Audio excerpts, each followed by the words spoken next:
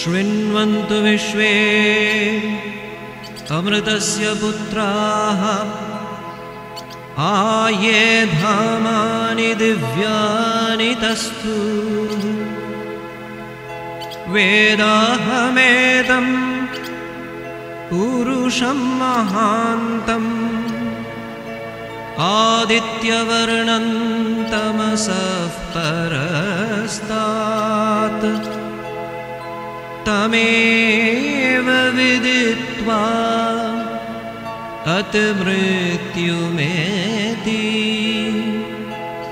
नान्यः पन्था विद्यते यनाय नान्यः पन्था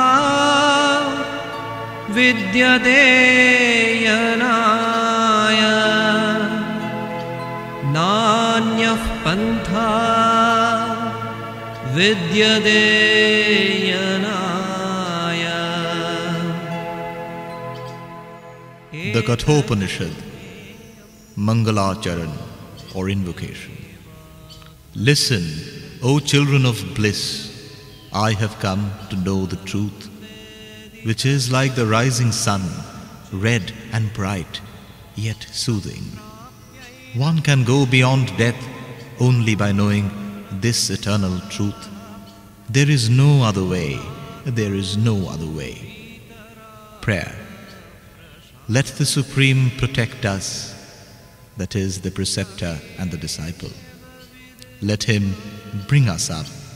Let him give us strength enough to manifest the Vidya, or the power of mind and spirit, which we have acquired, and let him bless us, so that we, the disciple and the preceptor, do not have misunderstanding, fostering any kind of ill feeling between each other.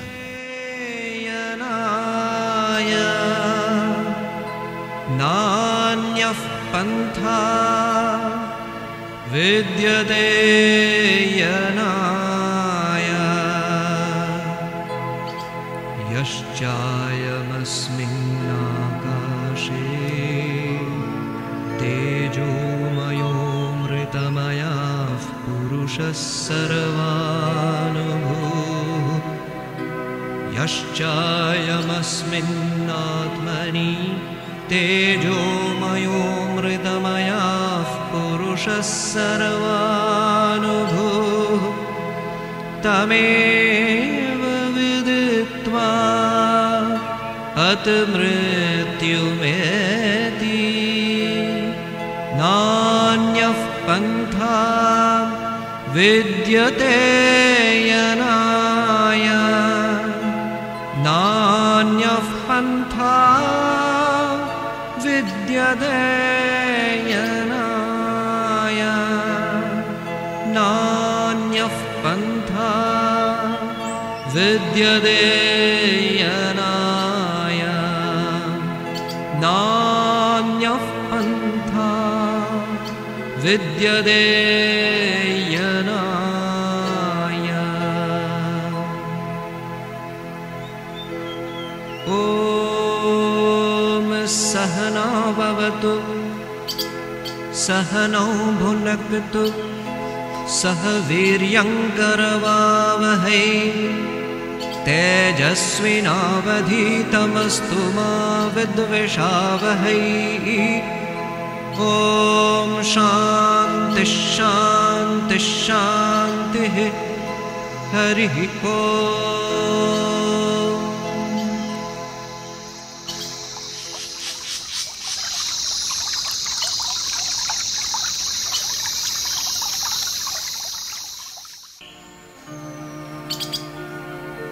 अथ मुण्डकोपनिषत् श्रीगुरुभ्यो नमः हरिः ॐ। The Mundakopanishad. The Rishi Saunaka asked Angira, the great seer of truth, what is the thing knowing which one can know all? Angira replies, Dve vidye veditavye para chaiva para cha, which signifies the great truth that one can know everything by being well versed in Paravidya. In fact, the Rishi proceeds to tell him the two facts of knowledge, Paravidya and Aparavidya. Aparavidya deals with everything earthly. Even the great scriptures fall within it. One needs to get hold of its real self, subject and consequence, in order to reject it. It is the Paravidya which elucidates the Brahman to us gradually. Only after knowing Aparavidya and its futility can anybody enter into the vast realm of this dream. The great seer Angira goes on answering the numerous questions raised by Saunaka's rational and inquisitive mind. The sage retorts that blind execution of a work becomes fruitless. For proper realization, one needs to enter into the crust of the matter. He then reiterates the social family lives of these people who are meant to renounce the same. Realizing the utter futility of worldly associations, they seek the refuge of the Guru. They seek the knowledge about Brahman, the ultimate truth, which pervades and transcends all else. By and by, he elucidates to the Rishi that Brahman is the core of power and vitality, the water of life. All living beings originate from it, which resembles the spark sprinkling from the blazing flame. Brahman is the cause. It is also the effect. Its presence is omnipotent.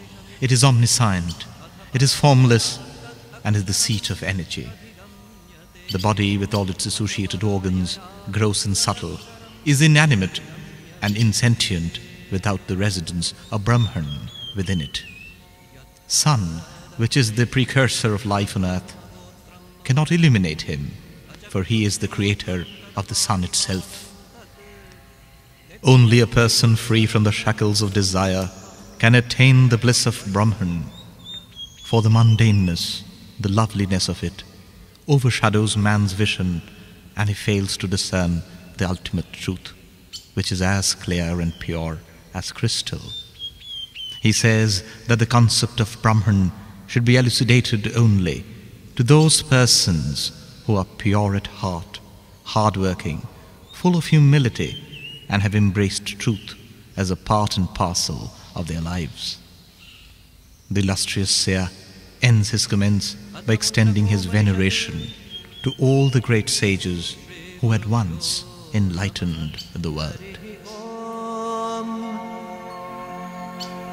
Bhadram karnebhi shrinuyama devaha Bhadram pashyamakshabhir yajatraha Sthirairangai estushtuvagassastanubhih Vyashema devahitam yadayuhu Swasti na indro vriddhashravaha Swasti na pusha vishwavedaha Swasti nastarkshyo arishtanemihi Swasti no brihaspatir dadhatu Om Shanti Shanti Shanti Harihi Om